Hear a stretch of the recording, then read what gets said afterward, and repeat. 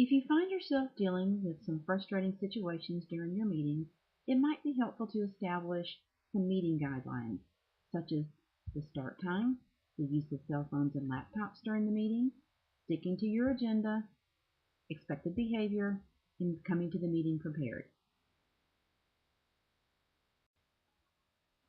In our super busy environment these days, where many people are double booked or even triple booked, or maybe on the road frequently, it may be helpful to offer a few minutes at the beginning to allow the majority of the participants to join before actually kicking off your meeting. You may try assigning time slots for specific individuals to join and provide their updates.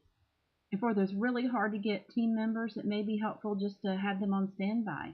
You could send them an instant message or text message or some other means to let them know when it's time to join the meeting.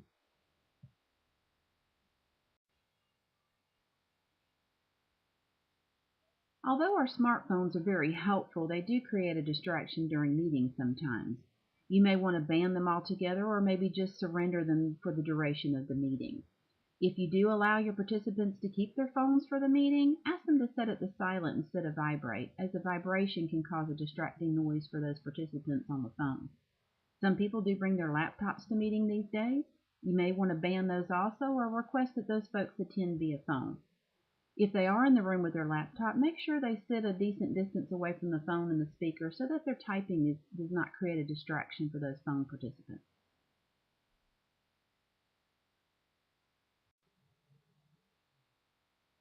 It may sound remedial to say always have an agenda, but sometimes we do get in a hurry and don't always create one.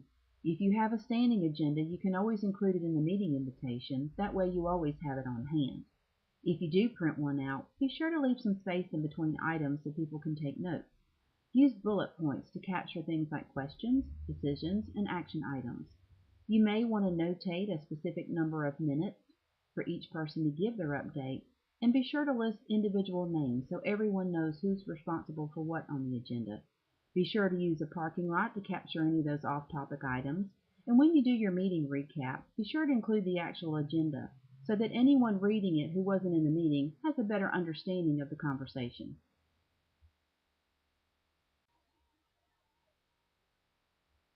Interruptions sometimes happen during a conversation, so you may want to come up with a signal or a phrase such as "let me finish" for speakers to use so that they don't lose their train of thought. Side conversations are bound to happen during a meeting, so encourage your participants to use notepads as opposed to having a verbal conversation, which would create a distraction.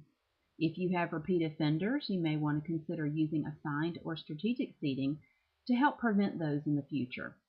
And in general, ask your participants to be mindful of any movement such as sliding cups or rustling papers, which could create a distraction for those participants on the phone.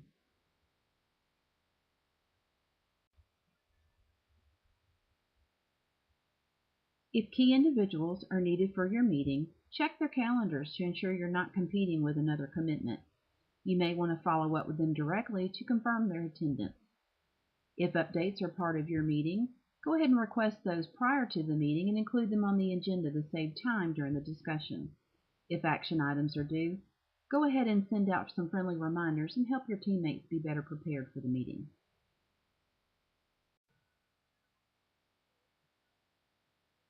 As project managers and facilitators, we're expected to be the pillars of neutrality. Practice your facial expressions in the mirror so that you get to know the feeling of each one. If you have challenging team members in your meeting, enlist the help of a trusted colleague to help you run through a few scenarios. That way you're better prepared for these interactions once you're in the meeting. If there's a sensitive question or issue that needs to be raised, get your project sponsor or another key team member to bring those up during the discussion. Always position yourself appropriately at the table for the type of meeting you're having and the desired outcome. And brush up on your body language. You want to make sure that matches your facial expression so that you're sending a consistent message.